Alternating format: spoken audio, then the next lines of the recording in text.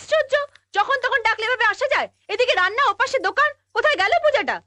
পূজা, পূজা, এই যে ঝামেলা করে দিল। এই জরুরি তলবে কারণটা কি? বাবা, আসার সাথে সাথে তো গজগজ শুরু করেছো না? কি করব বলো, দোকানে এক গাদা অর্ডার এসেছে। অর্ডার তো আসবেই। আমার দাদা হচ্ছে 1 নম্বর পয়মন্ত লোক। তোমার দোকানের প্রসাদ প্রথম মুখে দিয়েছে, তাই তো এত অর্ডার পাচ্ছ। এখন আমার একটা কাজ করে দাও তো। কি করতে হবে? রান্না করে দিতে হবে। রান্না? কেন, তুমি করছো না কেন?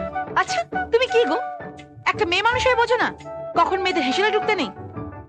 আমার শরীর খারাপ হয়েছে। দূর, এখানে এখন কোথায় যে কি আছে? ওদিকে দোকান, এখানে রান্না। পূজা, উফ।